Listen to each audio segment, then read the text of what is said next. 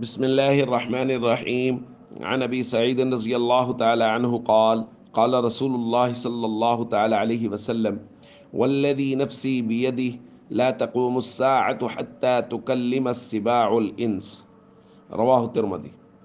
نبی کریم صلی اللہ علیہ وسلم نے ارشاد فرمایا، اس ذات کی قسم جس کے ہاتھ میں میری جان ہے، اس وقت تک قیامت قائم نہیں ہوگی جب تک کہ درندے انسانوں سے گفتگو نہ کرنے لگیں۔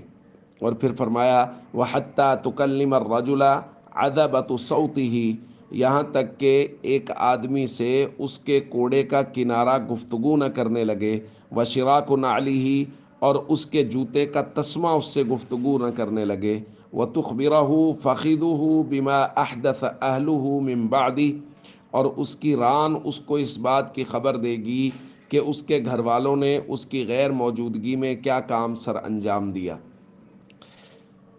دوستو، یہ علامات قیامت میں سے ہیں کچھ چیزیں۔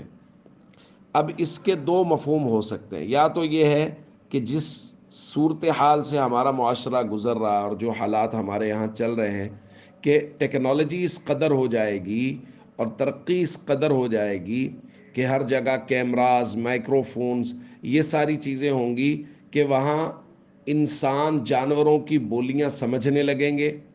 نبی کریم صلی اللہ علیہ وسلم کے فرمان کے مطابق جانور انسانوں سے باتیں کریں گے۔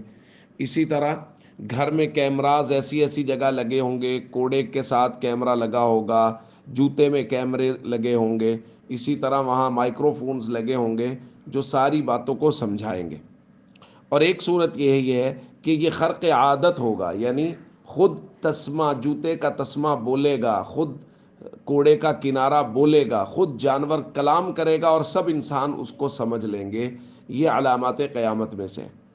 اس لیے ہم سب کو چاہیے، ہم دیکھ رہے ہیں کہ علامات قیامت کا ظہور ہو چکا ہے، اور ہم دیکھ رہے ہیں کہ وہ تمام تر خرافات جو نبی کریم صلی اللہ علیہ وسلم نے بیان فرمائی تھی کہ قرب قیامت میں یہ بھی ہوگا، یہ بھی ہوگا، شرابیں پی جائیں گی، ناچ گانا ہوگا، میوزک عام ہوگا، وہ سب ہو رہا ہے۔ اس لیے ہم سب کو چاہیے اعمال آخرت پہ توجہ کریں اور ہمیشہ اللہ کو راضی کرنے کی کوشش کریں۔ السلام علیکم ورحمۃ اللہ وبرکاتہ۔